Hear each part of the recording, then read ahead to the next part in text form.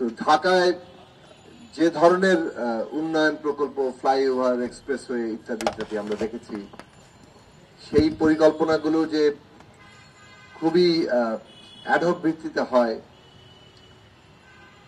যে যখন যে কোম্পানি সেটা পাবে তাদের লবিং এর ভিত্তিতে হয়, সেটা বোঝা যায় যে একটা প্রকল্পের সাথে আরেকটা প্রকল্পের ন্যূনতম সঙ্গতি নেই।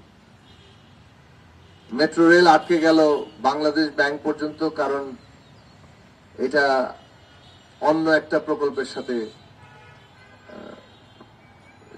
যাকে বলে যে একটা সঙ্গতিপূর্ণ ভাবে ডিজাইন করা হয়নি। যাওয়ার কথা ছিল আরো অনেক দূর।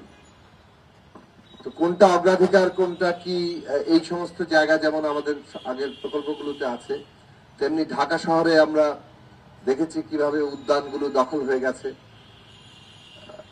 মেঘনা গ্রুপ অফ ইন্ডাস্ট্রিজ, বাংলাদেশের অগ্রযাত্রায়, মানুষের আস্থায়। এবং এই উদ্যানগুলো নানাভাবে ব্যক্তিগত দখল থেকে শুরু করে এই ধরনের উন্নয়ন যজ্ঞের কবলে পড়েছে। আমরা 1998 সালে আমরা তখন ছাত্র আন্দোলনের সাথে যুক্ত। ঢাকা শহরে উসমানী উদ্যানের গাছ কেটে বিল্ডিং বানানোর কথা ছিল, ন্যাম বিল্ডিং। সেটার বিরুদ্ধে আমরা তখন দাঁড়িয়েছিলাম। ওই গুলিস্তানের এই উদ্যানটিকে তখন রক্ষা করা গিয়েছিল, কিন্তু একটা উদ্যানকে যেভাবে বাঁচিয়ে রাখতে হয়, জীবন্ত করতে হয়, সেই কাজ অবহেলার মধ্যে তখনও ছিল, এখনো আছে। এবং নানাভাবে চারিদিক থেকে দখল বাড়ছে। একইভাবে ছোট বড় যতগুলো উদ্যান আছে, সবগুলো উদ্যানই এই ধরনের দখলের মুখে কিংবা ধ্বংসের মুখে।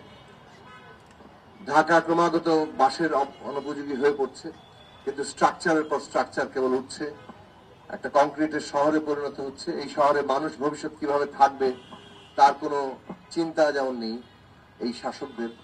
সেটা এখন পর্যন্ত একই ধারাবাহিকতা চলছে, সেটাই দুঃখজনক।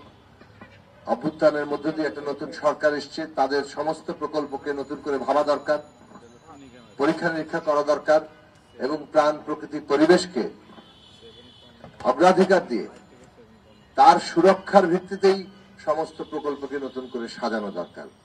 প্রয়োজনে যেখানে বাতিল করতে হবে বাতিল করতে হবে, যেখানে নতুন করে ডিজাইন করতে হবে সেই ডিজাইন করা দরকার। সেই কাজগুলো বর্তমান সরকারের দায়িত্ব। সেটা না করলে জনগণের কাছে তারা পুরনো সরকারের যে জের বহন করার জন্য অভিযুক্ত হবেন, এবং সেটা নিঃসন্দেহে আমাদের এই অভ্যুত্থানের যে আকাঙ্ক্ষা তার বিরুদ্ধে যাবে। আমাদের যে শহীদেরা এই অভ্যুত্থানকে সফল করে তুলেছিলেন, তাদের যে স্বপ্ন তার বিরুদ্ধে যাবে। কাজেই আমরা দাবি তুলব। আজকে এখানে বিশিষ্ট ব্যক্তিবর্গরা উপস্থিত হয়েছেন, যারা এই বিষয়ে টেকনিক্যাল বিষয়গুলো জানেন। তারা হয়তো আরো পরিষ্কার করে এই ডিজাইনকে কিভাবে নতুন করে করা যায় সে বিষয়ে পরামর্শ দেবেন। এবং সরকারের কাছে আমরা এই আহ্বান জানাবো যে প্রত্যেকটি প্রকল্পকে পুঙ্খানুপুঙ্খভাবে নতুন করে যাচাই বাছাই করতে হবে, পর্যালোচনা করতে হবে, এবং প্রকৃতি পরিবেশ রক্ষা করেই এইসব প্রকল্প বাস্তবায়ন করতে হবে। আমি আমার সংহতি জানিয়ে আপনাদের সবাইকে ধন্যবাদ জানিয়ে আমার কথা শেষ করছি।